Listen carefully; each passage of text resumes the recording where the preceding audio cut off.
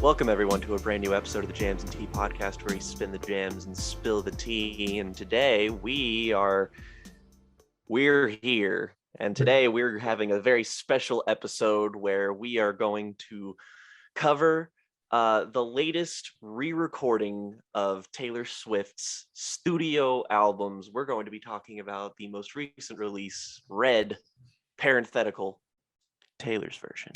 And with us, we have my girlfriend Rhiannon, who has showed up on the channel a couple of times in most notably in the Twilight video for her comedic genius and brilliance. But now we are deferring to her as the resident Swiftie and Taylor Swift chronicler.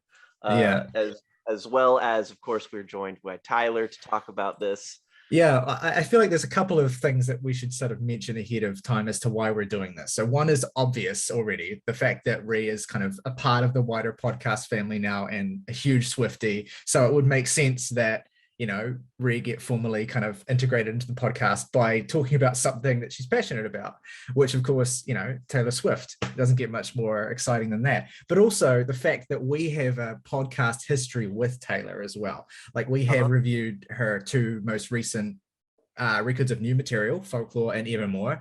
And those were, particularly the Folklore review, I would say, were kind of divisive discussions that I think lent into some of the, you know, kind of the harshest sides of criticism towards Taylor and some of her songwriting. I know, Jake, you and I were broadly positive of both of those records. We were notably not the contentious we were the hottest on those albums, so we took it upon ourselves to be the ones to talk about this, just because I'm pretty sure, like, even when discussing doing a video like this, Morgan and August were just both like, I wouldn't have anything to add to this conversation because this music isn't for me. So yeah, exactly. And the fact is, like, I've revisited Folklore and Evermore since we have reviewed them, and if anything, like, my appreciation of those records has only grown. It's certainly haven't diminished in my memory. And I think as well, like, because what I've done over the last week or so is I've really like tried to immerse myself in Taylor's whole like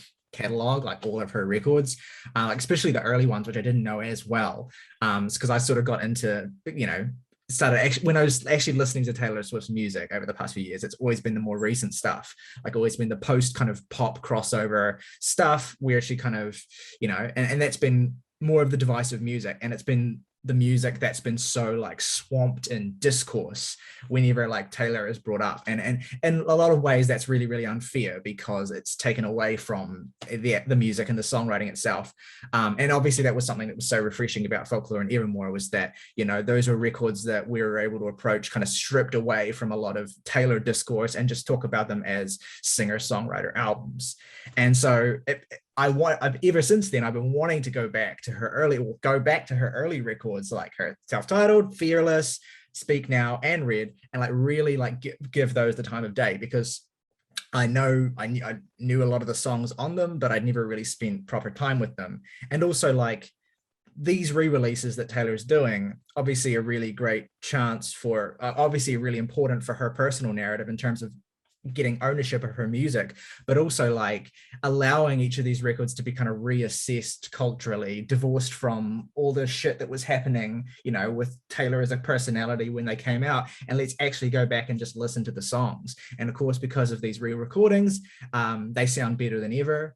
And we'll obviously discuss how that sort of affects these songs as we get into the album. But yeah, long story short, like, there's a lot of reasons why it makes sense for us now, I think, to talk about Taylor Swift with like a fresh perspective and actually talk about the songwriting and how her music has aged. And I think that Red, of all of her records, is probably the best one to choose to really zero in on that, because it's like sits kind of at the nexus of her whole career, where it's like has all of the stuff, you know, in terms of sound and music and songwriting that she kind of, you know, cut her teeth on with her first three records, but it also has like the flavors of true sort of pop that she was kind of moving towards and embracing with this record in 1989 and further on from there. So yeah, it's like kind of the quintessential Taylor Swift album in a certain sense. So it's like, yeah, it makes a lot of sense for us to talk about it, I think, and I'm really excited to get into it. Yeah, I also think that it's cool that, like, it's kind of like what you said, is that obviously the re-recordings are for Taylor getting ownership of the masters of her records again, which is, a cool thing, which is a good thing for artists. It's like, it's a shitty industry thing, but also the reassessment of them. Like that's the cool part, is that you get to listen to albums like Fearless, for example, with a sort of fresher perspective of just like you can sort of look back and take away from all of the like the discourse and the all this, and it just makes appreciating her music so much easier. Yeah. Well, at this point, I think we have to turn to Ree, because we haven't really heard from you yet. And I want to hear from you, like, what does this album mean to you, like specifically, like in terms of like Taylor's discography, like I guess how does it rank for you? Like, what's your relationship with this album? Yeah, so I think I explained to you the other day that like I remember when Speak Now was released and like listening to it, but I don't remember like the actual release. I don't remember it hitting the charts or anything, but like I was in it. I was ready for Red to be released, and I just remember listening to it with my friends all the time in literally middle school. And it was a time in my life where I was just finally like kind of letting myself have my own music taste that wasn't just like what I'd always listen to my parents. So while I didn't quite get a lot of the album because I was 13, I loved it. And I've noticed as I like am listening to Taylor's version now, I have so much nostalgia for that time in my life that I didn't know that I had. So it's one of her best albums in my opinion, and I think in a lot of people's opinions. So Yeah. Well, in like the greater context of her career, if you had to like look back on it with a sort of like retrospective eye, what would you say that Red like means for like Taylor as an artist? I think a lot more now being able to look at, especially like the From the Vault songs, you can see how much of a story there is in Red. While you can kind of see it in her earlier albums, it's not as prominent that there's like something that it all connects to. Yeah. But now you can kind of look at Red and you can see that there's like an Easter egg in this song that leads to a song later in the album, and that all of the things for the most part have something interconnecting. So I think for her it was a turning point from like we're talking about with her being just Death of the Country, kind of getting a better feel for who she is as an artist. I resonate with what you're saying, and because it was like with Speak Now, like famously that was the album where it was like Taylor wrote all the songs on her own, and it was like her kind of like really like carving out her own voice and kind of airing grievances, and I guess using that record as an opportunity to kind of like, assert herself more, like as a woman and as a force, like as a person, than on her previous records. And so it's like that, and that record obviously was a really successful album and did really, really well for Taylor. And so Rita's kind of like, she's done that, and now it's like leveling that up even more, and like increasing the boldness and like how she's writing, and increasing the kind of ambition and the different sort of sounds that she works with her songs, the producers that she works with, and also, like you say, kind of crafting something that is like an album where the songs themselves are enhanced by their relationship to each other on the album. Like this is essentially like, it's not exclusively essentially an album about relationships and relationship breakups and falling in love and falling out of love and stuff, but that's a huge theme of a lot of the songs on this record. And the way that Taylor structures it, I mean, even just the original album, but it also kind of continues through into the extra tracks that are included on the new version. But the way that she kind of pieces it all together really, I think, gives you a sense of the, ups and downs and the emotional highs and the emotional lows of like Taylor's experiences during the time, 2010, 2011, 2012, the time that she was writing this record.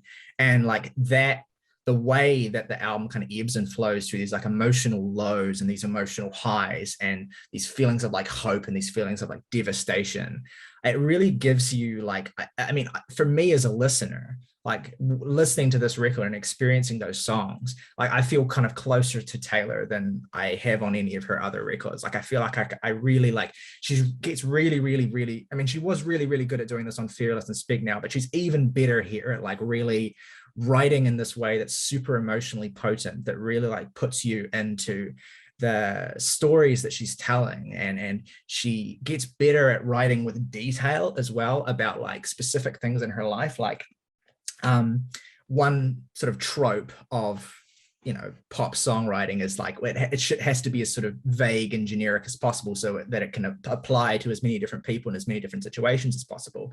And Taylor does that sometimes with some of the ways that she writes songs. But here, I think more than in the past, she becomes more comfortable writing lyrics that are really quite specific about things that she's experienced, that give you a lot of sort of detail about the things that she's gone through, that let you kind of be, experience the pain and the sadness and the joy of the relationships and the things that she's experienced as a woman and as a songwriter. Like you feel that more and more and more. And I think that how good Taylor is at doing that on Red is reflected in like how people think about this record and how people think of it so fondly, and how people celebrate the most beloved songs on it for that reason. Like it's really like it's both a really immaculately crafted pop album that has like a bunch of really huge singles on it, and also at the same time a very intimate and quite emotional singer-songwriter album that pulls you into a lot of really difficult parts of Taylor's life that during when she was writing it. So that's what I love about it, I guess, overall, is how good it is at doing both of those things in a way that her previous records either do one or the other really well. But here it's like she manages to do both of those things near perfectly a lot of the time.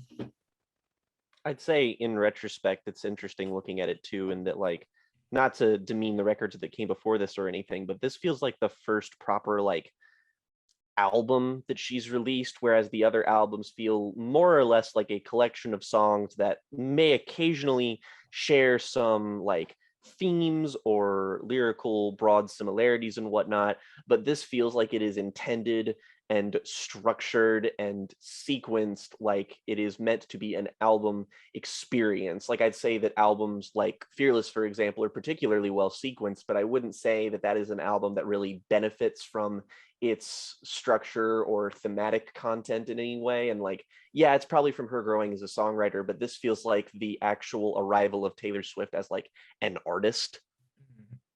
Yeah, and another thing, I watched like part of an interview the other day where she was talking about like Red and how for her it's kind of like a coming of age album for her, because the point in her life that she was at when she was writing it was just kind of so pivotal, which she was like our age then. She was like early 20s. And she was going through all kinds of different things with thinking that the next thing she released was going to be it. Like she was done. She was done for. She had hit her height and she wasn't gonna keep going up. That's what a lot of she put into Nothing New, the one that has Phoebe Bridgers on it. Yeah, absolutely. So just kind of also putting that outlook on it really, I think, adds to feeling the story that comes along with it and seeing the really personal experience that is Red.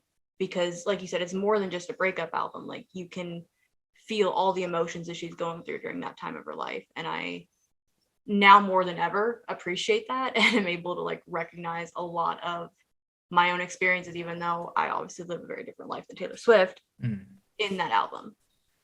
Yeah, totally. I think one of the things I like the most about Taylor as a songwriter is that she's really, and especially during this era of her first, say, 5 albums, that she's really good at writing about like the particular stage of her life that she has just gone through or that she's experiencing in a way that kind of lets you feel like, yeah, you can really relate to it, sometimes quite intimately, but also you get a sense of who she is as a person, who you are as a person. Like one of my favorite Taylor Swift songs is 15 off of Fearless.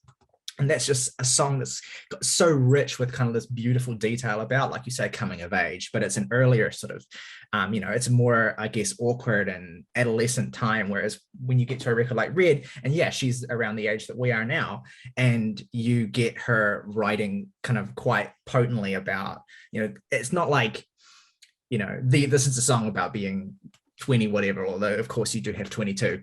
But like it's not necessarily that these are songs about being this age, but it's just like these are songs about like experiencing emotions and like going through stages of life and relationships and stuff that you feel in a certain way when you're in your early 20s. And I don't know if that's too like abstract, but I feel like Taylor really gets that on this album, like the way that she talks about the relationships that she's experienced in songs like, you know, All Too Well, for instance, obviously the big track on this record, or even other songs like Begin Again, for instance, or Red, the title track. Like those are all great songs, and you get a real sense of like someone who is at a very particular time in their life experiencing heartbreak in a new and kind of devastating way, and or not even just necessarily heartbreak, but just kind of like falling in love or whatever. And yeah, and I love that about this record, and maybe that's why I resonate with it so much, is that it feels like it's capturing like a particular way that you experience all these things once you're no longer a teenager, and once you're kind of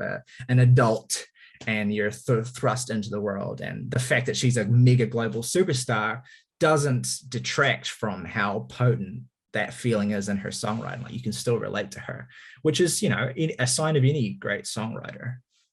But yeah, I guess we should sort of get into the songs themselves and start talking about the tracks on this record. We can kind of, I mean, there's 30 of them, so we can just kind of like go all over the map and just we don't have to talk about every single one. But I want to sort of just open quickly by talking about just the first two songs on this record, which I think is like one of the strongest 1-2 punch openings to any pop record of the last 10 years. Like it's up there with Run Away With Me Into Emotion on Emotion by Carly Rae Jepsen. Like it's that level of like, just boom, this is how you open an album. And State of Grace is actually my favorite Taylor Swift song. I love this song so much. It's just immediately like so emotionally investing and powerful musically, in a way that is just really striking and addictive. You're going to hate this comparison, but I have to make it, one of the things I love about State of Grace is that essentially it's a U2 song. Like it basically is just a U2 song. I don't have enough of a frame of reference to even be angry. What I mean by that is it is a great piece of booming, emotional arena rock. And arena rock is a costume that Taylor wears surprisingly well. Maybe not surprisingly, I guess you could probably see how she would be a good fit for this kind of like anthemic style of like rock pop song from her previous records. But she really like just, it's like, yeah, you can see how she would be a good fit for that, but then she just comes along and makes a classic arena rock song, in my opinion. And it's not that it does, and the thing that makes it work is that it doesn't feel like a pop star pastiche. It doesn't feel like Taylor just kind of coming in and wearing the clothes of a genre that she doesn't like belong to or whatever. It feels natural. She really makes it her own. It helps that the production, and this is true of both the original, but especially the new record as well, it helps that the production is genuinely warm, it's hard hitting, the guitars and the drums sound great. And yeah, she just makes it her own. It's a really powerful and moving song, and I just adore it. The thing I really like about it is that it really portrays the image of being in love, but like how tenuous it is and how it feels like fragile, and how it's like basically it's like the state of grace in question is like a complete balancing act that like romance or a relationship that's important to you is, and sort of like setting the stage for it being this tumultuous kind of back and forth thing is a great tone setter for the rest of the album, because that's essentially what it is. Yeah. It's exploring the different balances and different like the disturbing of the equilibrium of a relationship like that. So it's just a really smart song. I also just fucking, oh man, the first two songs really display one of my favorite things about this album, specifically the re-recording, which is the instrumentations and the drums. Fuck. I love the way the drums sound on these songs so much. It sounds like, I wouldn't be surprised, like, because obviously it's Desner, right, doing the production. It's not exclusively Desner. I think, in fact, I don't think he produced. I think he's only got production credits on some of the bonus tracks. But okay. But no, Antonoff's got one for the All Too Well 10-minute. But Yeah. But like at least the percussion, like the drumming here specifically, really does remind me of the National. Yeah. It has that real kind of like punch to it. Like it's not sophisticated drum patterns or anything, but each one kind of really just has a real sort of thunderous feel to it. And oh yeah. And just like, yeah, on the note of what you were saying about like the theme of the song as well, it's like, and that kind of recurring hook of I never saw it coming, or I never saw you coming, or whatever it is, like again, it's like it's setting up all of the experiences that Taylor's going to talk about on the record, both the devastating and the beautiful and the sad, beautiful, tragic, as she says. Like it sets up everything, because yeah, in a sense, the whole record is about like dealing with shit that just kind of happens to you in your life and takes you over emotionally or whatever it is, and just processing that all. And so it's like a beautiful sort of like opening that sets the tone really, really well. And then title track comes in, and it's just like one of my favorite pop songs that Taylor's ever written. Like it's just so addictive and so lyrically like her, like with the color references and stuff. Like the thing about Taylor Swift's lyrics is that they always like border on being corny, and sometimes they can be, but like she just has this enough like spirit and flavor and flair and character to just like pull it back from the edge of being too much. And I think that, yeah, there's a lot of songwriting on this record that exemplifies that, in my opinion. Like again, that detail, like loving him is like driving a new Maserati down a dead-end street, faster than the wind, passionate as sin, ending so suddenly. Like there's a lot of melodrama in that, in what Taylor's writing. Like it's kind of over the top and flowery, but also at the same time, it just the way she sings it and the way she writes it and the way she pulls it all together, it's you're with her, you're there, and it's captivating. I personally could not see the album opening with two other songs. And yeah, the same. Yeah, they're great general like tone setters. There's something about press and play and just hearing that drum start with State of Grace. It's like, yep, I'm here, I'm ready to go. Let's do it. Yeah. I don't care what's coming for me, but let's go. Yeah, absolutely. And I think the record does a really good job of maintaining its momentum throughout. Like, I love those first two tracks on another level to basically everything else on the album, except for that song, which we'll get to.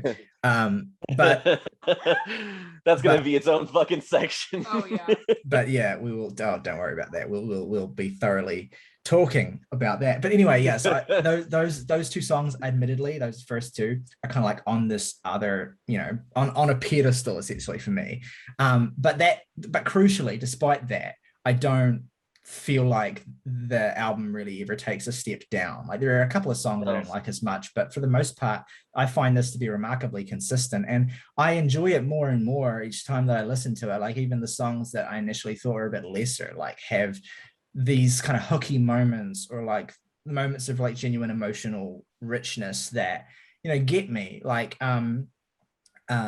Treacherous for example, like I Almost Do would be another one. Sad, Beautiful, Tragic would be another one. Like those are three songs that are kind of like comparatively a little more understated compared to some of what surrounds them, but they pack a lot of a punch. And especially once you dig into the sort of things that Taylor is writing about, again, it's not anything terribly original or fresh or new, but her way of approaching it with this kind of emotional directness where she's not relying on standard pop cliches, and she's not relying on kind of stock phrases. She really like wants you to be there with her, and that's what really pulls them along. And I know that, and I'm sure Ree could probably speak to this, I know there's a lot of like, from scanning through these Genius pages, I can tell there's a lot of like lore in terms of like the people these songs are about and the experiences these songs are about. Like Taylor references a sandwich she had on the 11th of January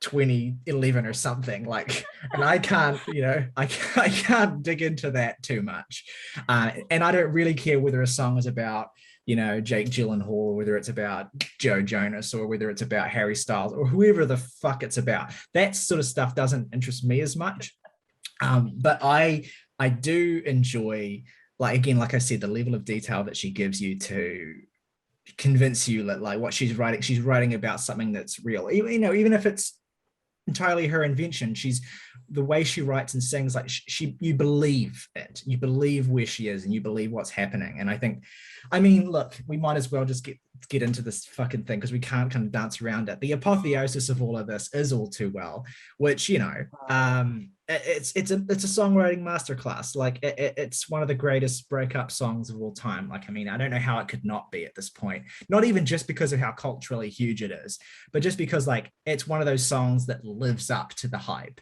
Like every time, you know, no matter how much people kind of talk about what an amazing song it is, like what it being Taylor's masterpiece, that none of that really gets in the way of when you sit down and listen to it and you read those lyrics and you experience the swell that happens throughout the song. And every single time she says the title of a song in a different sort of context, it's more devastating than the last time she said it. Mm-hmm.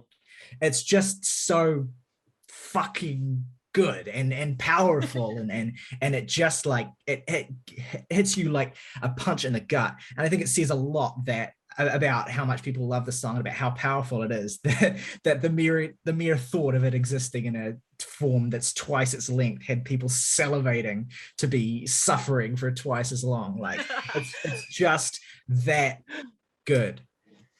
People are like, I saw a mutual of mine just being like, if you think this is like, who's a big Swiftie, who was just like, if you think this is her best song, then like you're a fool. And I'm just kind of like, I get the spirit of that, but also, I mean, everything you just said is so true. Like, I listened to this and I'm just like, is this my favorite Taylor Swift song? And I'm just like, I don't know. Is it her best? I mean, probably. Like the thing is that it's so perfectly intertwined, not just what makes her compelling as a lyricist and a storyteller, like to like a 10 out of 10 degree, but like musically speaking, I think the song is a masterclass in building up. And just like Taylor lyrically sort of has these themes and motifs where it's recontextualized by each repeated verse or each repeated chorus, the instrumentation follows in kind. So that's what makes the build and the swell and the end of the song feel so cathartic and amazing and good. And like you said, with her songwriting in general, is that like the coolest parts about it, or you know, my favorite lyrics on it are the ones that seem the most innocuous, like, you know, dancing in front of the refrigerator light, like really emotional, like vivid images that like I've listened to this song and remembered relationships that I've had like this that evoke a similar bittersweet sadness in me, and I fucking cried my eyes out to this shit. It's all emblematized, like it's all, fuck, that's not a word, it's all represented by the scarf, isn't it? Like this, that's why the scarf is such a meme, like that's why the scarf is such a thing, because it's like the perfect example of this detail that she includes. And of course, because she's you know, how great her songwriting is, it's something that's introduced early in the song and then it comes back devastatingly at the end of the song. And yeah, and people fixate on this, and I'm sure obviously people fixate on it for, you know, all the lore reasons as well, but also just because as a songwriting device, it's such a powerful like symbol. It's such a powerful kind of like visual thing that represents like all of the, you know, the betrayal and the pain of the relationship. Rhea, I think we have to hear from you at this point, because this song is so huge, and I know you have feelings about it. So why don't you talk about what the song? I was gonna say she's got feelings, all right. Why don't you talk about what the song means to you and why you think it's great, and yeah, any thoughts you have on this track? I'm gonna be honest. Is it her best song? Yeah, most likely, but it is not even probably in my own top like 10, 15 even. Like, I love the song, I do, but maybe it's because it hurts too much, but I don't want to. Yeah, I was gonna say, I was like, that's very possible, especially with the 10-minute version, because the 10-minute version, like, I didn't think the song could make me hurt any more than it did. And then the 10-minute version happened, and some of those lyrics, oh yeah, those added verses hit a little too close, and I can't. I'm not gonna get into the scarf lore because there's lore. I'll tell you later if you want, but I'm not going to get into it now. But I need to say that my favorite thing about All Too Well, especially the 10-minute version, is that it was not even really her choice to add that onto the album. The fans have been bullying her to release the 10-minute version for about 8 years now. bullying her into digging up the CD that had it on it, because she took what was actually like 15-minute long song and put it down to like the 5 minutes and let it go, put it away, didn't want to touch it again, which I don't fucking blame her. But it is here now, and we have her mother to thank for it even existing, which is the best part. But I feel like from what I know about Taylor's songwriting as well, and like the processes that she goes through, All Too Well as a song that she just wrote is her most raw experience writing a song, because it wasn't like she sat down at her piano and like tapped out some chords and tried to figure out what works. She just picked up her guitar and didn't stop. The description I read of it is that she was screaming, she was crying, she was just all over the place, as it was just kind of all happening right there. And I can yeah. It's a song that's easy to scream along to. If I could put my emotions into songs like that, I'd be doing the same damn thing. It's one of those songs that like any artist, I think, is lucky if they're able to write once in their career, because of how emotionally difficult, it is to get to that place and do that. Like it's, and I think that's why it resonates with so many people, because it's this, like, it's not to say that Taylor hasn't written other devastating songs. I think she has, and a good number of them are on this record as well. But it's the fact that this clearly taps into something so painful and so raw in such a unfiltered and just kind of like direct and detailed and just devastating way, that it's not the kind of thing that you could just churn out. It's not the kind of thing that you can just sit down and write. Like you say, it's therapy, it's catharsis, and it's just like one of those examples of a songwriter kind of at the peak of her powers, like experiencing a moment like that, and all of it just kind of like crystallizing into this song that has these perfect vocal melodies, this perfect kind of just sort of melodic build, this perfect sound, and also kind of being a sort of centerpiece for a record that is broadly about all the sorts of feelings that the dozens of feelings that are within this song and in one part of it or another. And it's like, yeah, it's so powerful that it's kind of like, it's, you kind of just have to sort of stand in awe of it. And that's, difficult to process sometimes. And of course, that's the kind of thing that, invites the level of sort of hyperbole that, of course, you're going to have people who are like, it's actually nowhere near her best song. It's being way too ridiculous about it, because it inspires and it creates such a sort of feverish, over the top response that a lot of people don't know what to do with that, and it makes the song almost this kind of like weird icon that, or this thing that becomes so difficult, like so intimidating. But it's so it's no wonder people kind of want a 10-minute version to, because it's just this totemic thing that people want more of, and the idea that there's more of the story there. I think, for what it's worth, I prefer the original version, just because I think that it kind of hits a little harder with it being so tightened up. But then I think I think about the longer version, I think, there's a lot that makes this special in its own way too, like the additional detail, the more measured pace. It's a different kind of experience. It's a different sort of flavor of that, devastation. So I can see why people are so attracted to it. But I mean, like, it's not even like, it probably is the most devastating song here, but there are other ones that just have fucked me up over the last few days, like, knowing the album as well as I did, sort of going into the Taylor's version, then listening to it, and then like getting to the bonus tracks, and the first fucking one is The Moment I Knew, which is like such a fucking pain song. Ow. Like that song just it's like, oh no, I the look on your face. yeah. and like and it's emblematic of Taylor Swift Red because it's fucking devastating, but it's also a fucking banger at the same time. Like it goes so hard in so many different ways. But yeah, like that song leaps out to me as well. But I mean, there's plenty of other ones. And I think, yeah, I mean, what are some of your guys' favorite, like, I guess, devastating gut punch moments on this album? I will defer to the expert. Oh no, don't do that.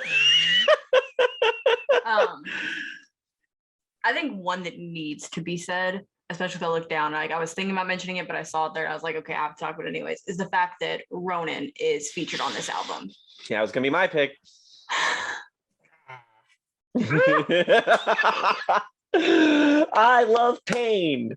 If you want to just feel an emotion that I really don't know how to put into words, find Ronan's mom on Twitter and look through her tweets. Because you think I'm the resident Swiftie. This woman worships the ground that Taylor walks on, and it's amazing that this song even exists, and that I kind of wish it had more popularity behind it, but at the same time, I'm kind of glad. Do you want to elaborate on the story behind it, perhaps? Yeah, so Ronan is not really even written by Taylor Swift. It is a collection of lines from Tumblr posts that Ronan's mom wrote as he was dying, and I can't remember exactly. He had cancer, and it's just, I don't even know how she found the Tumblr. I don't know how all of it came to be, mostly because I try to keep my distance from it because it hurts a little bit. But his mom has a writing credit on the song, always has, always will. And I think anyone that like knows about Ronan and like knows that it's the only song here that really isn't her story. It's kind of giving more into that. She's going to tell other people's stories as well, and she's going to make this an inclusive, like, we're all going through shit and it's all here on this album. But it's a beautiful song, and the story behind it, I think, is just amazing. Yeah, I think I'm glad you brought it up, like, and for exactly that reason as well. Like, it represents like how Taylor, and this is something that she's done more and more and more in recent years, is kind of, you know, and represented by folklore, is like, you know, expanded her singer-songwriter lens to sort of tell other people's stories, sometimes fictional, and then sometimes like this, where it's literally just this, you know, adapting these blog posts into this, you know, really devastating kind of account of yeah, I mean, I can't even talk about it, to be honest. I will say though, and I'm sure I will not be surprised if both of you picked up on this as well, that the line, it's about to be Halloween, you could be anything you wanted if you were still here, you know, may or may not recall a lyric from a certain other singer-songwriter who we all enjoy. Because baby, it's Halloween and we could be anything. Yeah. So anyway, speaking of things that emotionally rip me apart, Nothing New. Yeah, let's talk about Nothing New, because Nothing New, I think, is, correct me if there's more than two, but I think there's two songs that I picked up on specifically on this record that are kind of about not necessarily being a pop star, but kind of being a woman in the public sphere, like being perceived and, you know, having to kind of invest so much energy in your narrative, and concerns about like your fading glory and sort of stuff like that. The other song, of course, being The Lucky One, which I think is a little bit slightly different in its approach to that subject. And Nothing New is a bit more kind of raw and reflective of, you know, where Taylor is at. And I think, yeah, it surprises me to learn that this was sort of cut from the original version of the album, because it seems so like, you know, it cuts so deep and has such a kind of immediacy in terms of like, you know, being the age that Taylor was when she wrote this record, and, you know, the kind of emotions that, you know, any woman has to experience, but particularly like when you're in the spotlight at this kind of age and you've grown up in the spotlight, and now you're, you know, people are kind of getting, you have to be thinking about, what happens when people get sick of me, what happens when people turn against me. And I mean, in that sense, it's kind of prescient in a really sort of tragic way for the ways in which, I mean, Taylor had already been treated pretty fucking terribly by the media even before she wrote the song and before, Red came out. But it feels like that even got worse and worse and worse over the years that followed this record. And so this song kind of has this extra layer of not tragedy might be too much, but like it just has this extra layer of emotional poignancy to it. And and I think bringing Phoebe in to sing on it as well, it's almost like a cheat code because Phoebe's voice Phoebe's voice just instantly, like, she's able to bring out the darker, sadder emotions of any song just by like the way that she speaks. But anyway, I'd love to hear from you two on like what, and you specifically, Rhi, on like what you love about this song and what it's like hearing it now. So there are a million things, and I'll start with my own experience with it and end with Phoebe being on it and how important. Ooh, closer, baby. But, okay. Like you said, I can't believe it wasn't on the original record, but I'm very glad that it wasn't, just because this song was meant to have Phoebe on it. Fair enough. And I think Taylor said something very similar to that actually as well. But the line, "How can someone know everything at 18 and nothing at 22?" kind of rips a new hole into my heart that I didn't know could be there. One of the things that makes me a huge Taylor Swift fan is just the way that she does go through all these horrible things in the media, and she still comes out on the other side being classy, being kind, and giving her heart everywhere that it can be. And when I listen to songs like Nothing New and realize that she isn't just like my role model that can bury any man that wrongs her into the ground. She, has all these emotions that everyone does when they're going through this big change of life, when you're becoming an adult. And to kind of listen to that and be able to put myself in that, especially with like lines like that, it's a lot. And it is cathartic, honestly, to just kind of match with those emotions. And it's a beautifully written song and I love it and it makes me happy. It doesn't actually make me happy, it makes me sad, but it makes me happy that it exists. Yeah. Like it's this extra layer of kind of like devastation when you think about like, I agree completely. Like Phoebe, or someone like Phoebe, but I couldn't think of anyone better, has to be on the song with her, because it's like that refrain in the bridge of like, I know someday I'm going to meet her and she'll know the way and she'll say she got the map from me. Like that idea of Taylor's experiences not only making her sort of stronger as a person for surviving, but also kind of like her being able to get some kind of resolve from knowing that her strength is also, helping other people, inspiring other people, will help, the women that come after her. And then having Phoebe on the song to sing it with her just kind of beautifully makes that, come full circle and be reflected in the singing itself. So it's just fucking good shit. There's so many things about Phoebe being there that just, it's perfect. Especially because in the interview where she talks about asking Phoebe to be on it, she kind of explains the way that she asks people to be on her songs, because she doesn't want to scare people by calling them and being like, hey, you want to be on a song with me? Imagine getting the phone just like, hello, it's Taylor Swift. You'd be burying me, but it's fine. But no, so she sent this long text to Phoebe and basically asked if she wanted to be on the song with her, sent her a clip of the song. And Phoebe's only response was, I have waited for this text my entire life.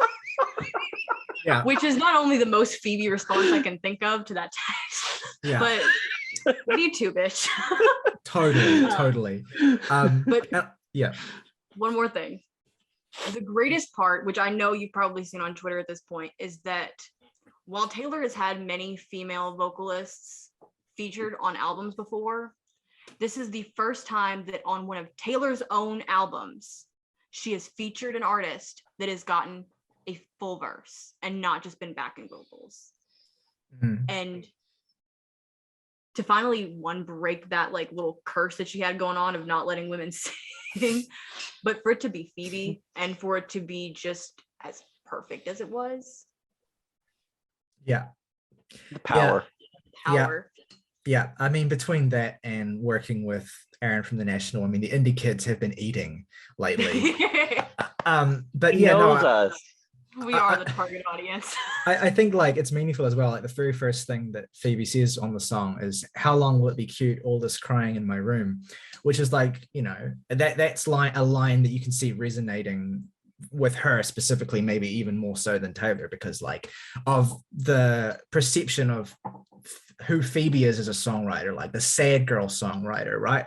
It's almost a well, it's not even almost, it's definitely like a cliche at this point, like, and it's a stereotype as well that, you know, you're a particular kind of songwriter and you write sad songs, you're the sad girl, you're depressed, you do all this sort of stuff. Like all the boy genius girls, I think, have been painted with that brush.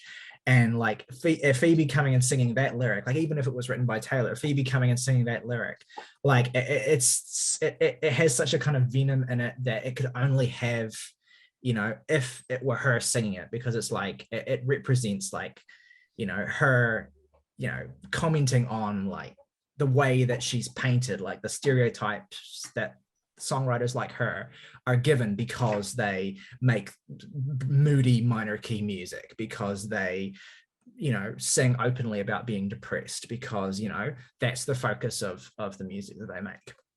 And it just, you know, it has an extra level to it. It cuts extra deep because Phoebe is saying it, like you say.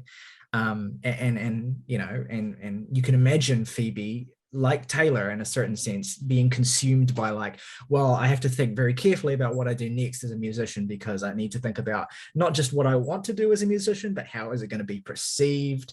How are the media going to respond to me? Like, I'm currently a critical darling, but what's going to happen if they all turn on me? Like, what's going to happen if they all decide I'm washed up on the next record? What's going to happen if they all think that my next musical, you know, direction is stupid? Like, these are the things that, not to like say that, you know, pop stars are all suffering and these are problems that are equivalent to like normal people problems or anything, but it is a genuine like pain and struggle that people in the spotlight go through. And I think that Taylor does a good job of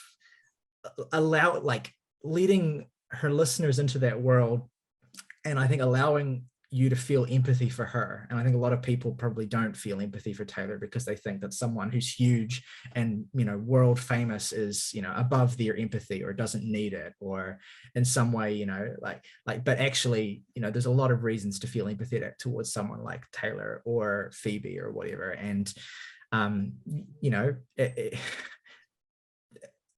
that's important to acknowledge, that's important to understand, and it's important to listen as well. And yeah, that's all in this song. And I love it for that reason. I think, yeah, it's like, it's so embedded in Phoebe's perception. Like, I think the most famous opening line to her songs is, "I'm singing at a funeral tomorrow for a kid a year older than me." And it's just like, yeah, I mean, yeah. Yeah. Cool. Yeah. If I may guide the discussion a little bit away from maybe the bottom the pit of sadness, to talk about something a little bit more, I guess that might inspire a bit more discussion / debate. There are definitely songs on here that are a little bit more pop oriented. They're a little bit more, you know, they're singles. They're the songs that everybody has heard from this on the radio at some point or another. Songs like "I Knew You Were Trouble," songs like "22," "We Are Never Ever Getting Back Together." And I want to say that on the one hand, yeah, these are probably not to be like a whole like, pop music's beneath me. Like, no, it's obviously not. I've come on here onto this show and talked about how much I love plenty of pop music.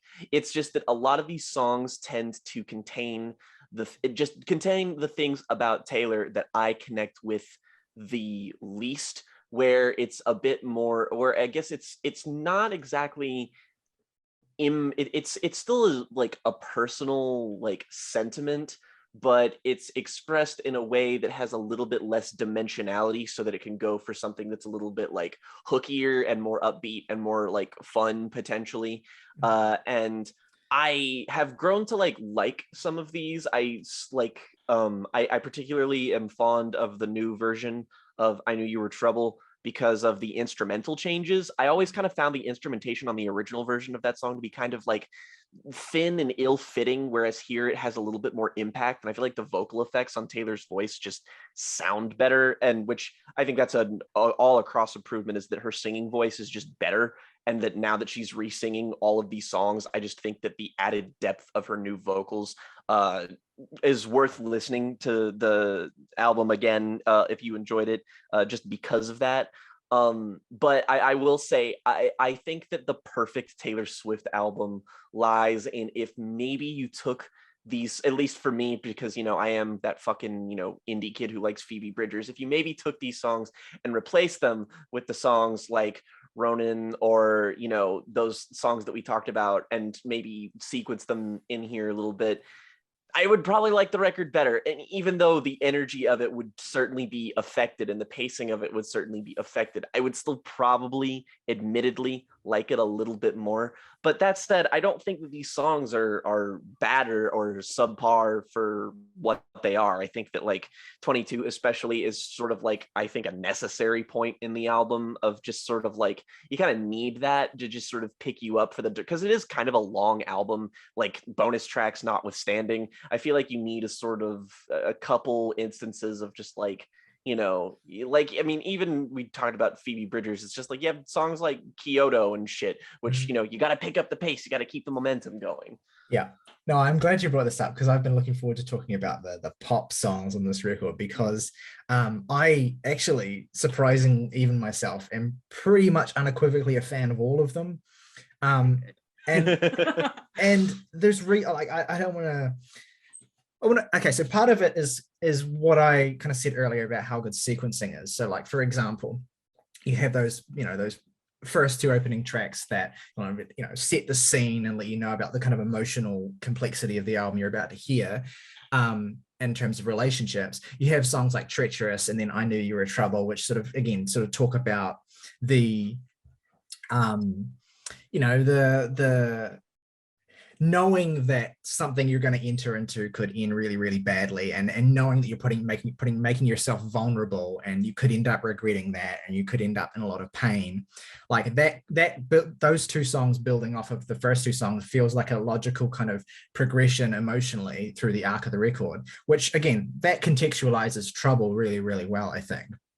And I think I agree with you about the re-record of that song. Obviously, the controversial aspect of that track is the Max Martin influenced sort of dubstep, you know, sort of signifiers of the sonics of that song, which I think are, you know, subtle and tasteful enough to work, but also kind of garish enough to give the song a sense of melodrama that I think that it benefits from leaning into. Because if the songs were all too kind of like weepy, then the songs about the subject matter were all kind of just weepy, then it would have a kind of monotony to it. But what I like about Taylor and the way she balances, you know, pop iterations of these themes and singer-songwriter iterations of these themes is that there's a kind of tonal, emotional complexity, not to get too like fucking wordy about it, but like, yeah, you can have a song that's kind of like, you know, weepy and sad and kind of like mournful, but you can have a song about the same thing that's kind of like tongue-in-cheek and almost a bit sarcastic as well. So yeah, that part of the emotional arc building with those two songs is really good. And then you go from Trouble into All Too Well, it's like, you know, I knew you were trouble, I let into that situation, or I knew that, you know, I was putting myself at risk. Or I think, as she says on Treacherous, what does she say? The slope is treacherous and I like it. Like you know, she's willing to kind of put herself at risk. And then All Too Well is kind of like the big sort of confessional where it all sort of falls down. And then you go into 22, which is kind of like the pickup from that, you know, devastation, like the resolve to like move forward and to, you know, dress up like hipsters and make fun of our exes. Like that song coming in after All Too Well, like again, the context changes it so much from what it would just be as a song in isolation. Like going from All Too Well to a song where, you know, Taylor is kind of just throwing her hands up in the air and saying, you know, we're happy, free, confused, and lonely at the same time. It's miserable and it's magical. You know, it's the perfect night for breakfast, a midnight to fall in love with strangers. Like it's such a, you know, it feels like earned.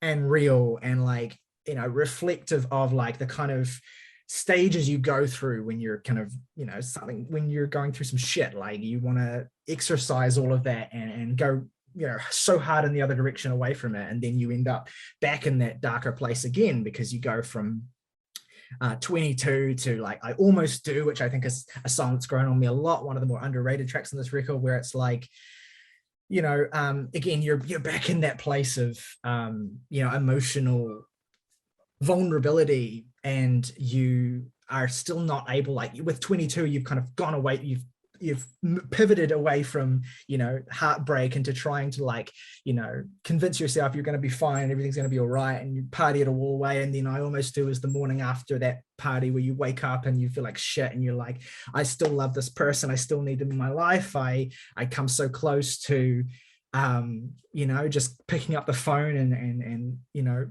giving into that impulse. And I know I need to not do that, but I almost do. Like that makes that hit so hard. And the reason I do all this stuff is because I want all of that as context for We Are Never Ever Getting Back Together, which legitimately is one of my favorite songs on this whole album. Like I absolutely love this song, and I love it so much more than I ever used to when it was just a song that I just knew because of the pop radio or whatever. And it's because, again, the arc of the album, when you get to this point, after all that sort of shit that I've just said about the previous two songs, it feels genuinely triumphant in a way that is earned. Like you've had Taylor going from heartbreak to, you know, wanting to party all the way, to realizing how, you know, weak and fractured that she actually is, to this absolutely kind of triumphant, again, tongue firmly in cheek. Like this is the thing that I think is misunderstood about Taylor as a pop star a lot of the time with songs like you know, Blank Space or whatever, is she often is singing quite sarcastically and quite tongue in cheek and kind of like making fun of the way that she's perceived as a way of kind of like countering it. Like, you're gonna, you know, paint me with this brush, you're gonna talk about me as this kind of like harlot who jumps from guy to guy, or you're gonna talk about me as this kind of like, you know, man eater or whatever. And so I'm going to take that and I'm going to twist it into this funhouse version of that, you know, stereotype. And I'm going to use that as a way of saying, fuck you. And that's what she does on a lot of her biggest singles, like Blank Space and like this song. And the sense of humor that she has in the way that she does that. And there's a lot of humor in this song, like the little kind of bratty voices that she puts on for things like ever, or you know, that sort of stuff is like, so, you know, with the context of the record and knowing sort of who Taylor is and realizing that she's, you know, doing a self-caricature essentially, like people see songs like this and they think, well, this is just shows how shallow Taylor Swift is. And I'm like, you're not paying attention. You're not paying attention, because this is obviously a self-caricature. Like this is obviously her kind of like tongue firmly in cheek, making fun of the way that she's perceived, but also at the same time expressing a sentiment that's genuine about actually, fuck all of this shit that I've been through, fuck all these guys that have fucked me over or whatever. Like it's rebellious and it's funny and it's cheerful and it just, the hooks are great. Tyler, women can't be funny. I love the wee. I love that. I can't sing, but I love that little vocal rise that she does on that. It's a small detail, but it makes my fucking heart sing when she does it. Like, it's just a really fucking fun pop song, and I adore it. And you need the album to really get it, I think. And that's why I think Red's a great album, because each song, you can listen to all the songs in isolation and they can be, you know, good to great to whatever. But you put the record on and it's all recontextualized. That's not to say I think this is perfect. I think there are some songs on the record that I don't care for as much. I'll mention them eventually, but I just wanted to make the point of this arc that incorporates all of these pop songs and gives them like an extra level that they don't have when you just hear them on the radio or when you just, you know, hear them in isolation. So yeah, that's my thoughts on the pop aspect of this record. I have two things I want to touch on. Oh. No, go. I just have a lot and I'm trying to remember. Okay. I have two things I want to touch. They won't be long, just because I'm pretty sure we can all agree on this point. But it has to do with the purpose of the re-recording in particular. Is that a shared sentiment I've seen a lot with Red Taylor's version and Fearless Taylor's version is that some people are just sort of like, oh, good that she's getting her masters back and everything, but the songs functionally are the same, and there's not enough changed, and they're just the same thing. And I'm like, yeah, like the thing is that I don't feel like people realize is that Taylor has sort of a, not like an obligation or anything, but it's just like she wants to give her fans a version of the music that they already love, that they feel like they can listen to, that doesn't, make money that goes to Scooter Braun. Like, she wants to give them that, and if she alters them too much, she runs the risk of changing what could be so special to her fans about these songs. And so I think that sort of saying this sort of misses the forest for the trees, in the sense that it's like they have to function as the original songs that they were. And also, I don't know if maybe this is just me, or just because we listen with a little bit more of a keen ear to stuff like this, and we care more about stuff like production, but honestly, I think there's a marked difference between the production on the original Red and this version of Red, even more so than the Fearless and Fearless Taylor's version. Is that on Red, I feel like the sound here is just deeper. I feel like everything here has more impact. I feel like the drum sound, I mean, I already touched on the fact that I think that in the first two tracks, I think the drums sound amazing, but that's sort of a universal thing.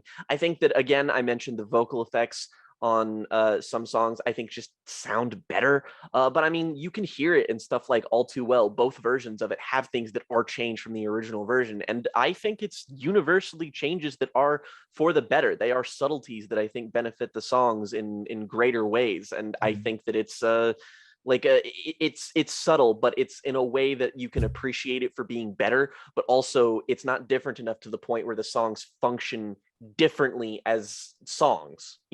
It's important. Yeah, I think it's worth mentioning. All right, Ree, I can tell you're itching to talk about the pop songs on this record, so why don't you go off, Queen? Oh no. So I am unapologetically in love with just about every pop song that Taylor releases. That being said, since we talked about We're Never Ever Getting Back Together and I Knew You Were Trouble, I honestly didn't like those two very much on the original album, but the way that they, like, the production of them now on the Taylor's version is just, it's so good. And now I love them, and it makes me so happy that I can love them, because I remember like really liking them upon the release as singles, and then the more I listened to them was like, this kind of isn't, it's fun but it doesn't sound that great, and now it sounds amazing and it's awesome, and I love when I get to enjoy her music more. But my favorite pop song on that album is Stay Stay Stay, and has been since the original one. Totally. I love that song so damn much. I think a lot because it reminds me of Paper Rings off of Lover, which is my favorite song off of Lover. And I saw someone on Twitter describe them as sister songs, and even though they were written what feels like a million years apart, and I feel like it's true because they do have that same kind of feel to them, and like excitement about, I don't know, Stay Stay Stay is a little less excitement about being in a relationship, but still has that upbeat feeling with it. The From the Vault, Message in a Bottle, I'm currently obsessed with. Something about it reminds me of something that would be in like a Disney movie, which is just something that I find fun. But to bounce off of the sound difference in the original and Taylor's version, I expect you noticed it because you said you listened to the original version along with it. Yep. Girl at Home. Yep. Is insanely different on Taylor's version, but in probably the best way. Like, I liked it a fair amount on the original album, but now it just feels more like a full song that should be on Red and not just another one of her songs. And another thought I had was when you were talking about her just kind of making fun of how the public sees her. Have you seen the music video for I Bet You Think About Me? I haven't seen the video yet. I have to watch that. Okay, well, essentially it's just a big fuck you to Scooter Braun, and I'm obsessed with it. It's just kind of like 6 minutes of her and Blake Lively kind of just doing whatever the fuck they want with this video, and I love it. There's even a point where she has the red ring on her middle finger and just flips off the camera. Yeah. Teaches a bunch of kids how to flip off the camera. Love it. Oh, that's fantastic. Obsessed with it. Yeah.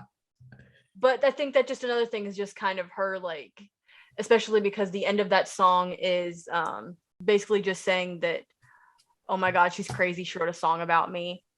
And I feel like that also speaks to her just kind of being like, this is what the media thinks. So I'm gonna lead it all here because it's there and there's no hiding from it.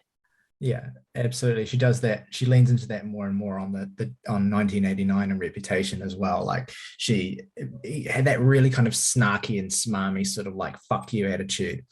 And I guess that's something that some people really find distasteful. And sometimes I think she does it more potently than other times, but definitely she does it really, really well on I Bet You Think About Me. Really solid song. And I think maybe even a good opportunity to talk about, we've already talked about the Phoebe song, obviously, but some of the other sort of collaborations on this record. I think obviously I like this song. I think Chris Stapleton fits really, really well into it. It's not really that surprising that she would pick someone like him for a collaboration on a song like this.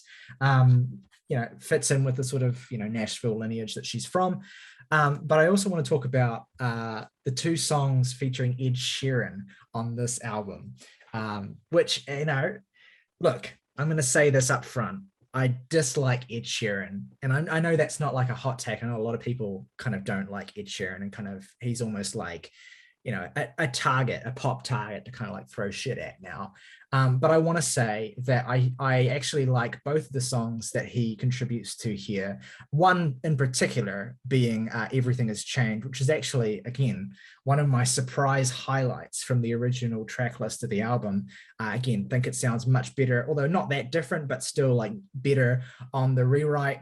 And it's a simple song. It's stripped back. It's very kind of like, pop's sort of singer-songwriter ballady thing. Like it's not all that layered or whatever, but I don't know, I just put this song on and it's catchy and it's just sweet, and I think it's genuinely emotionally quite touching, and I really, really dig it. Like it's a very sweet song. And the thing that really surprised me most of all about my opinion is that I actually think that Ed adds to the song. I'm not saying that he has to be on it for it to be a song that I love. I definitely don't think that, but I don't hate his presence on it, which really surprises me as someone who just has never really cared for Ed Sheeran's voice or, songwriting. I like a few of his older songs, to be fair, but I think he fits in surprisingly well.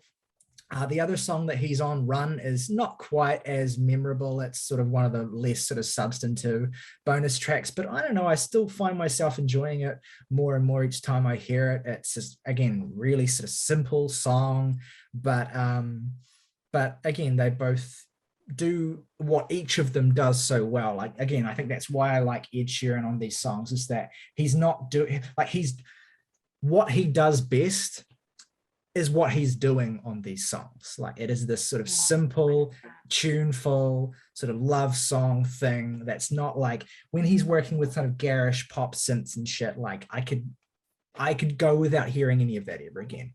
But, songs where he kind of strips it back and just kind of uses the best parts of his voice, are the songs where I like him the most. And I think he does that really well on these songs. But I don't know if I'm alone in that. I wouldn't be surprised if I am. But yeah, that was a lot of surprises digging into the Taylor's version of Red for me. And that's probably one of the biggest ones, was that I like the Ed Sheeran songs.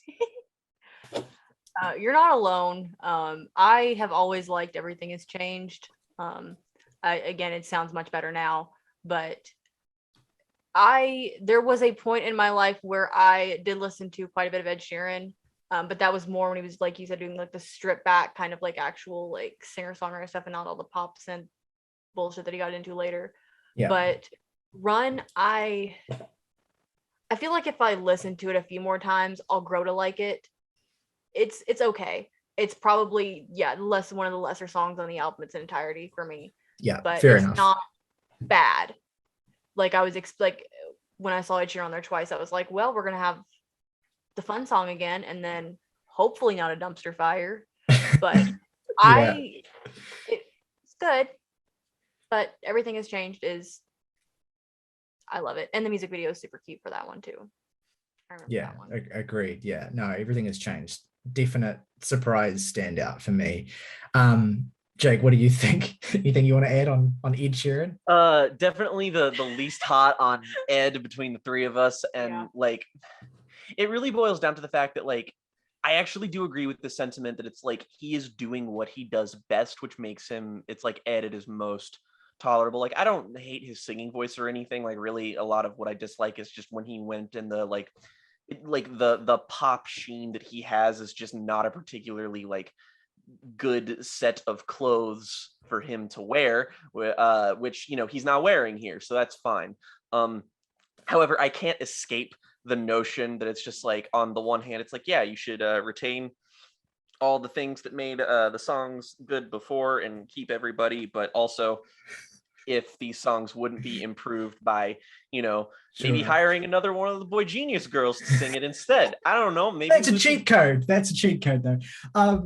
Yeah, a cheat code that would be the thing Yeah. about cheat codes is that it makes the game better. Yeah, that's true. I will mention as well, like another piece of context is that, like, you know, when I think about the other major, I think this is the only other major Ed Sheeran collaboration, which is Endgame off of Reputation. Like, I don't hate that song. I think that song is pretty decent, but Ed Sheeran's appearance on it is by far like one of my least favorite things in Taylor Swift's whole discography. I hate every fucking element of what he's doing on that song.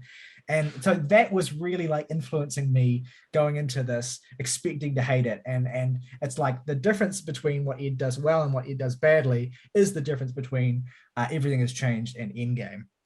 But anyway, enough of that.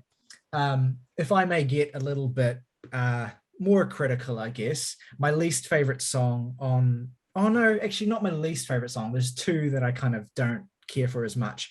And one of them is the other major collaboration on this record, which is The Last Time. And the thing about this song is it's a good song. It actually, you know, does a lot of what Taylor does really well, songwriting wise and emotionality wise. I just fucking hate the dude from Snow Patrol so much. He's just so annoying. I just don't like his voice. And that's a me thing. I totally recognize that's a me thing. But when you guys talk about like, yeah, these guests come on here and do what they do best, but it would be better if it was like someone I like more. This is the song where I am with you there, because I just can't stand Gary Lightbody's voice, and it completely kneecaps the song for me, which is I feel bad about that, because again, like I say, there's a lot of, in terms of what Taylor's doing on the song, there's nothing to really like harp on. Like it's all very, very, by the books for Red Era Taylor Swift. But man, and when it's 5 minutes long too, it just, I'm getting the sense I'm not the only person who maybe doesn't feel that way. So it simply just should be someone else, and then the song is better. Yeah. I just in general have a thing about Taylor songs that feature a guy with a voice in a very low register. Something about the balance in that bothers the fuck out of me. Exile is another one. I love the song Exile, but something about it just it eats away at my brain, and I don't. Which is so funny, because fucking Justin Vernon on that song singing in a way he hasn't sung in a fucking decade. Yeah, normally sings in a much higher register. Yeah, he sings in falsetto like 99% of the time, and then he's yeah. So yeah, I get what you're saying about that song, because I think it's even like more than just the register. It's just the fact that Gary Lightbody has the most 2000s piano rock singer-songwriter dude voice. Like they were like in the mid 2000s. You just hear it, and the melody for Chasing Cars comes in, and you're just like, oh boy. Well, yeah, in the mid 2000s, there were like those bands were a dime a dozen, and they were all big on the charts. And you had like weepy bullshit songs from these, and so it's just putting me back in that state, and it takes you out of the record so much to have to hear that. But anyway,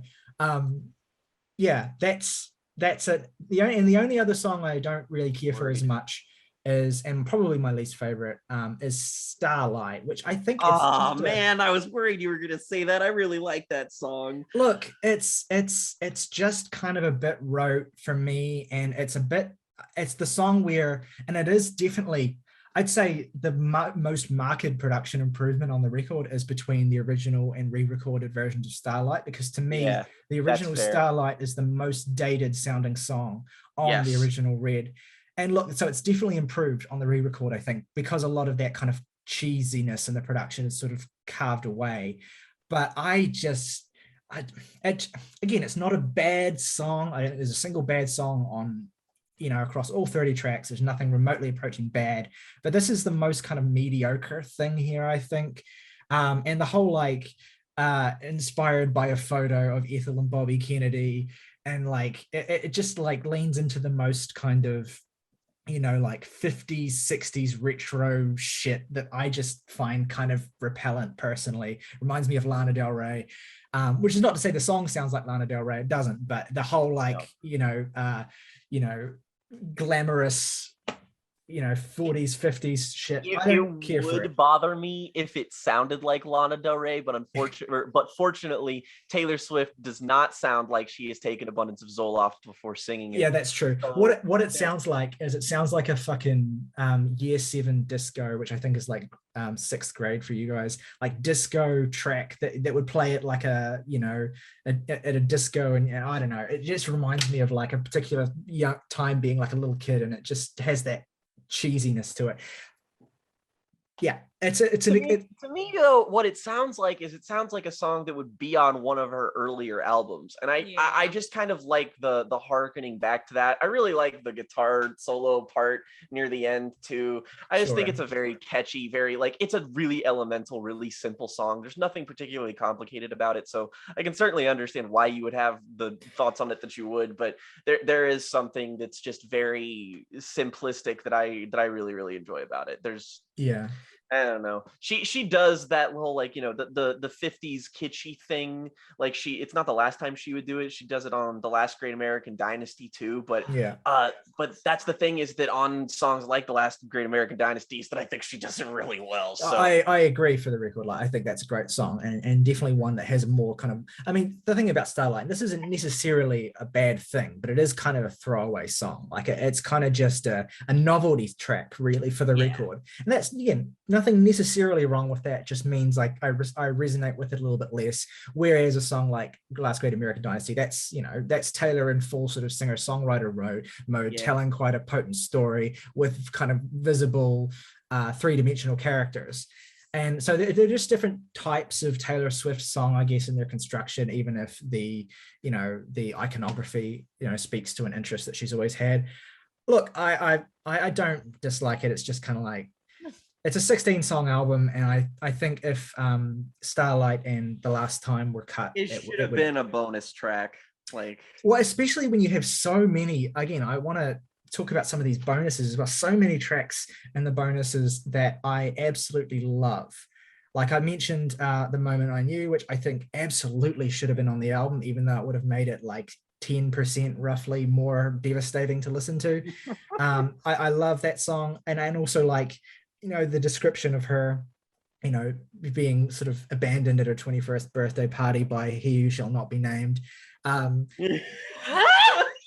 But I think that, like, when you like contrast that with a song like 22, which is talking about turning 22 and that being this joyous experience, like, it's like, yeah, that the joy of 22 has an extra kind of like poignancy when you consider how fucking devastating 21 was, so to speak.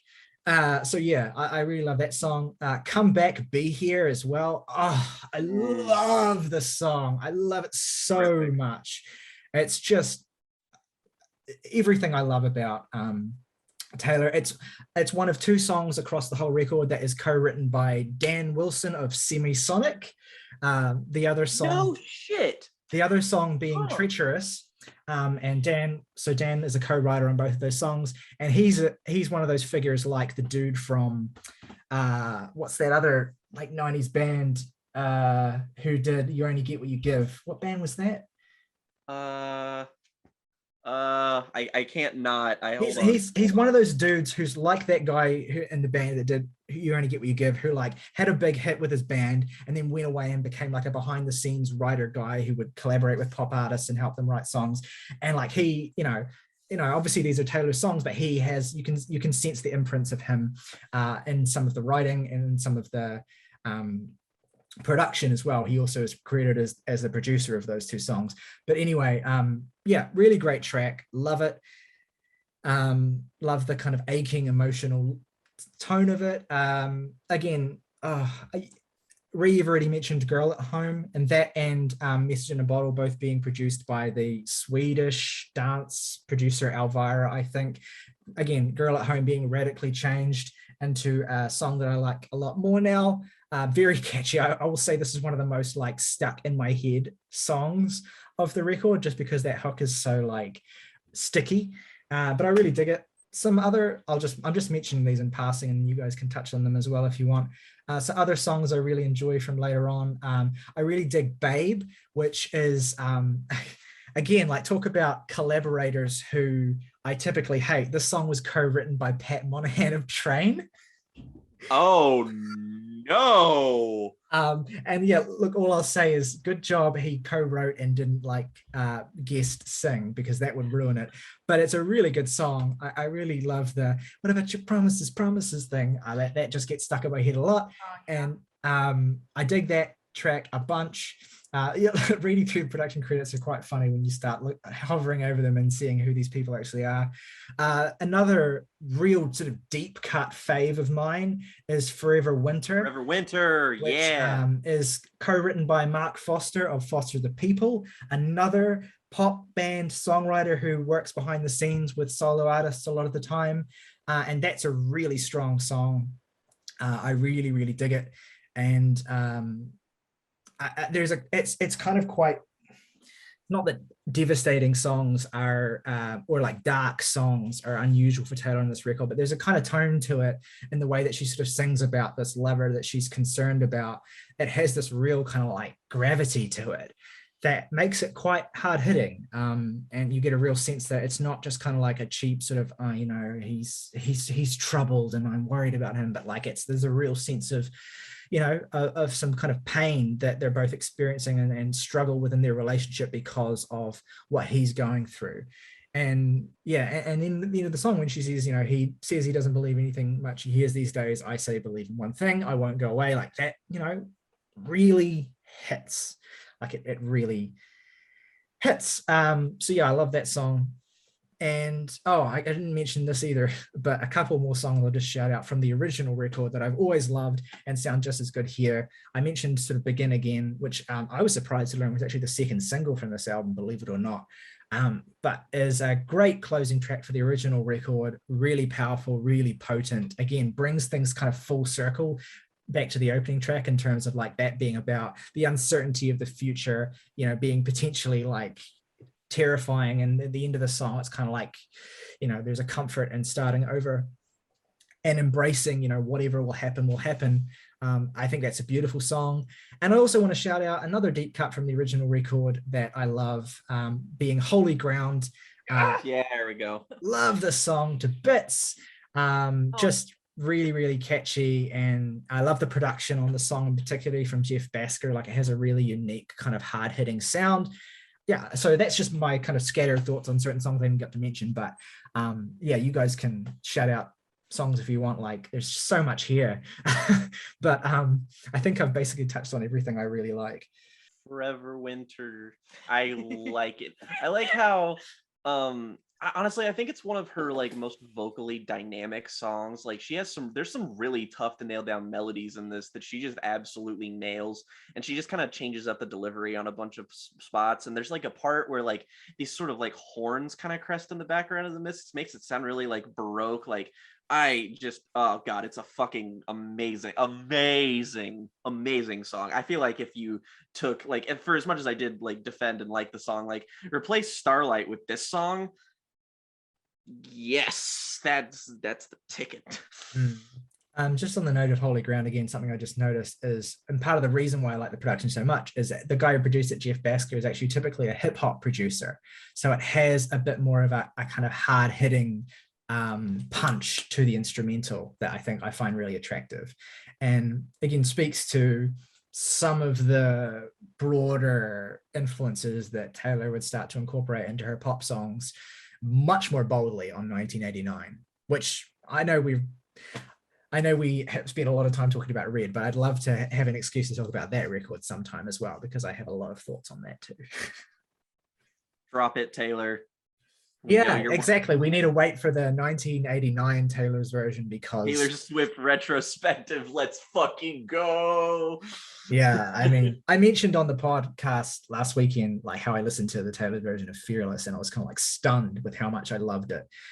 So yeah, I mean, who knows what's going to happen from here? Like, I feel like I'm seeing Taylor Swift in a whole new light now, which is strange, but good. It's because I feel like she's one of the few pop stars to emerge out of the 2010s with like a significant body of work that will be looked back on as a significant body of work. I feel like, there's lots of other pop stars who were successful in the 2010s who they've got a bunch of albums, but it's just like, are you really going to have people like Ariana Grande, like the vast majority of her discography, is that going to be as beloved as Taylor Swift stuff one day? The other sort of like Disney Channel kind of era, Selena Gomez, Demi Lovato, fucking Totally. Miley Cyrus, like, are they really going to have the same sort of like, I mean, they don't inspire the same worship in people that Taylor Swift does, and it's for a reason. You want to know something funny that I thought that I had the other day? It's like, regardless of how you feel about these artists' music, if I really think about it, the two biggest artists, like biggest cultural phenomenon artists of the century so far, it's hilariously ironic what I'm about to say, but the two biggest are Taylor Swift and Kanye West. Kanye West, yep. Yeah. And what's so funny, not funny, but like what's so, I guess, strange about that is like, yeah, they represent these almost opposing forces within like the cultural landscape. And that's manifested in like a blood feud essentially between them.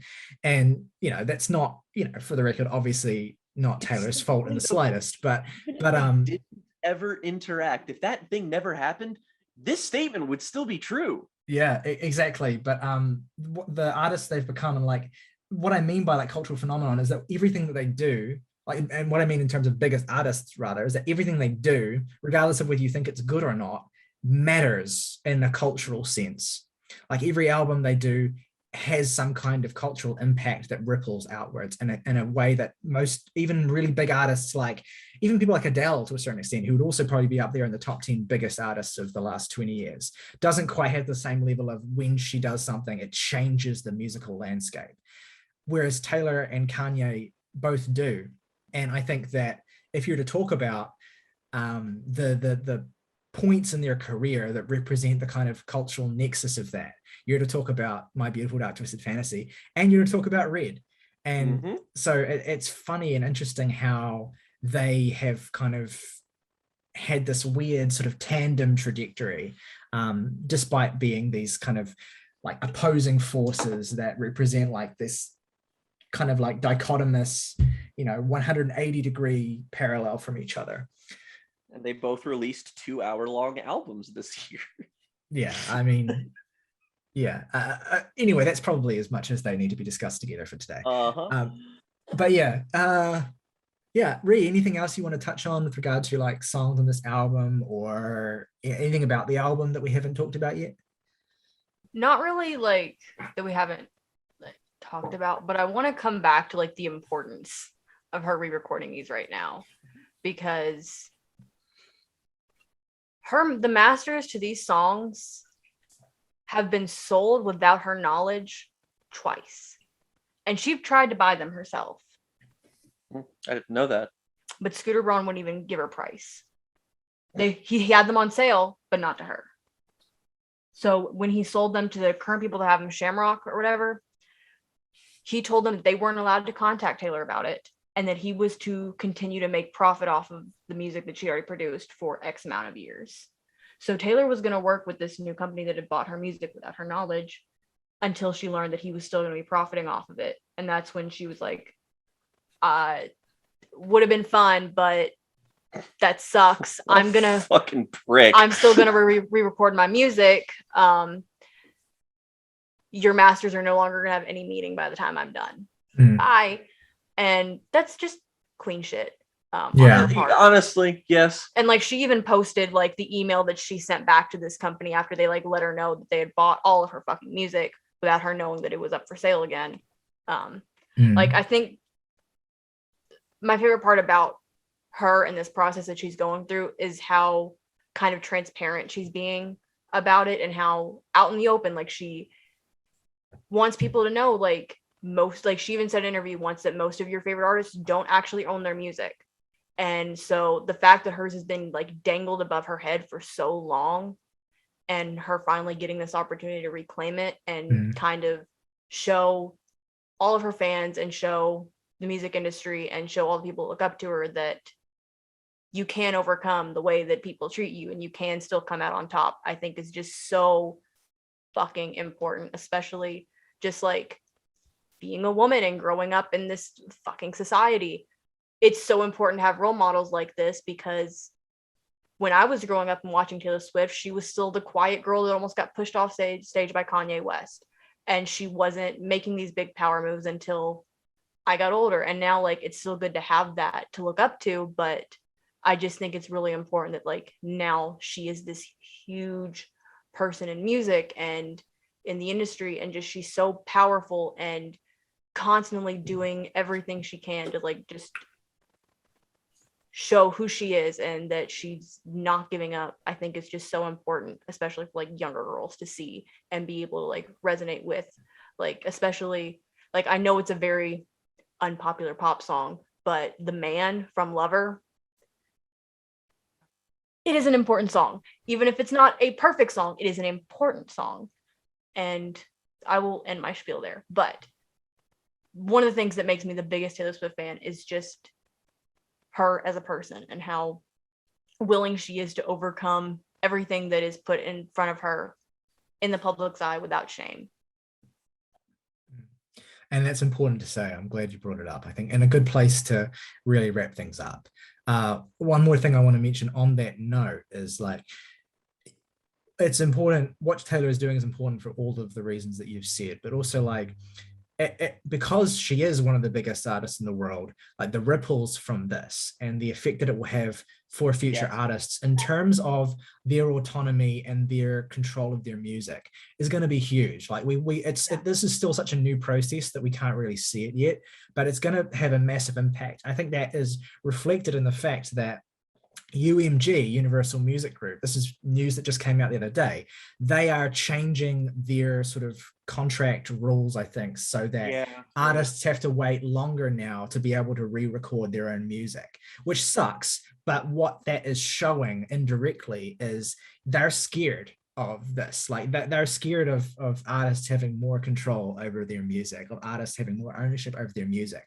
And what that shows is that what Taylor is doing is important and it's influential and it's going to have an effect, and it's going to, idealistically, hopefully lead to some substantive, meaningful change where ultimately artists will have a more integral and controlled role over what they produce and over what they create, rather than just being, the subjects of labels.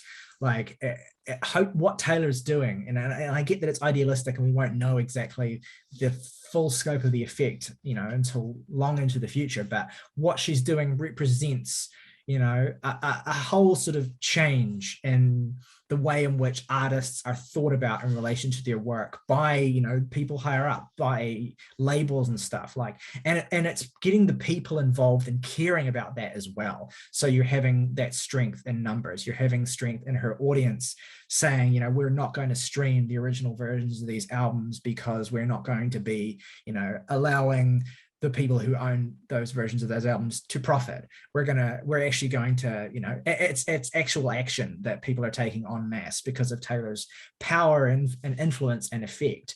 And so, it sets an incredible example. And it'll be interesting to chronicle how that affects the way that popular artists relate to like own their music and the way that all of that shit works, and we'll be able to, I guess, trace that as this re-recording project continues. Like yeah, it's really exciting, and I can't wait for the next one now. I officially don't know if it's going to be 1989 or Speak Now. Either way, she's dropping hints to both of them. Yeah, she would do that. She would like, and that's the fun thing about. I love her little games that she plays. They're a lot of fun, but sometimes they stress me out. So I want to know what to expect.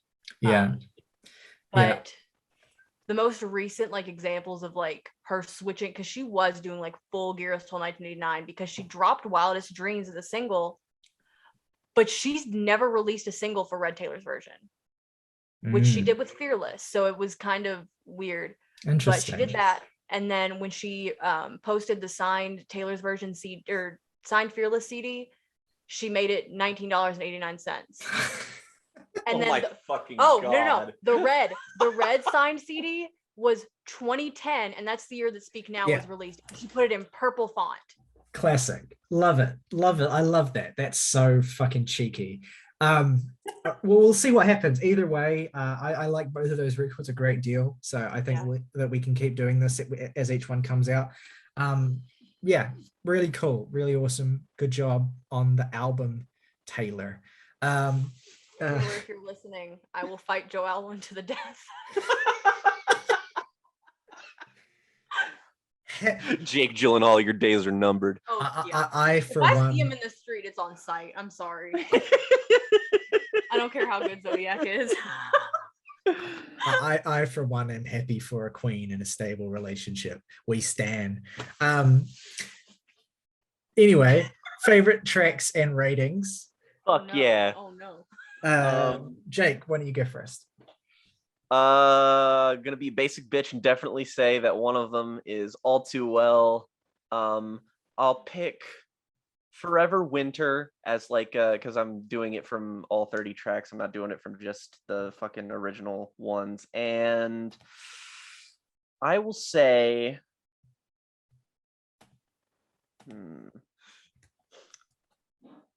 State of Grace. Least favorite track, probably I Knew You Were Trouble. I definitely like it a good deal more, but it's definitely my least favorite, and I would give Red Taylor's version an 8.5 out of 10. Hell yeah. My three favorite tracks are on Red Taylor's version. Well, it seems stupid to pick only three because there's so fucking many. Okay, you can't make me pick 3 songs out of 30. What? Okay, what I'll do is I'll pick 3 from the like original track list, and I'll pick 3 from the bonus disc since they're about bonus tracks since they're about the same length anyway. So 3 from the original track list, but I'm talking about the new versions, are State of Grace, Red, and All Too Well, somewhat predictably. And 3 from the bonuses that I'll pick are The Moment I Knew, Come Back, Be Here, and Nothing New. Least favorite across the whole thing is probably a song I didn't even mention, which is The Very First Night, which just doesn't do anything for me. But yeah, I still think the whole project is excellent. I could see this getting a 9 eventually, but I'm gonna copy Jake and give it an 8.5. Rhi, you're up. Okay, I'm gonna do the same thing and do 3 from the original and 3 of the other ones because I can't just pick 3 total. Stay, Stay, Stay, Holy Ground, State of Grace, and of the vault ones, it is Nothing New, Message in a Bottle, and probably I Bet You Think About Me because that one is kind of fun. And I don't think I have a least favorite, like one that I like a whole lot less than others. If I had to pick one, it probably would also be The Very First Night. And I can't not give this a 10. Yeah, I Oh, apologize. yeah. already wrote it in. Fantastic. So Awesome. I'm That- so that- glad. We're like the Jams and Re podcast. well, hey, Hey. so that's an average rating across the three of us of 9.0, which is pretty fucking fitting. So yeah, let us know at home what you think of Taylor Swift's Red, of Taylor's version. What do you think of our conversation? Do you think there's anything that we didn't mention that you want to shout out, or anything that you want to add to the conversation? Please let us know in the comments below. If you're a Swiftie, welcome to the Jams and Tea podcast. Do not Please look do up not Taylor watch our Swift. other videos talking about Taylor Swift. I mean, I think we were pretty positive on the Evermore review, especially. But you know, yeah, we're turning a new leaf here. Okay, so Swiftie arc. Swiftie beginning. arc, You're exactly. welcome. So yeah, let us. We want to hear. We want to Morgan hear and from. August are ready to beat the hell out of me. We want to. They simply I will don't care simply enough. kill. We let us know in the comments what you think, and we will obviously be doing this again the next time that there is a Taylor thing to do. I mean, we could probably even do Fearless at some point as well. Yeah. Well, I don't see why not. But yeah, make sure you like and subscribe if you enjoyed the video. If you have not already, it means a lot to us. You can hit the join button and spend $1 to support us if you want to. Don't have to, but it does help us out. And we will be back on Sunday for our regular programming for our next main episode, which is on where we will be reviewing the new records from Silk Sonic and Aesop Rock. So stick around for that. And yeah, new videos every Sunday and Tuesday, and little things like this when we do them as well. So yeah, as always, rock over London, rock on Chicago, Levi's. Quality never goes out of style.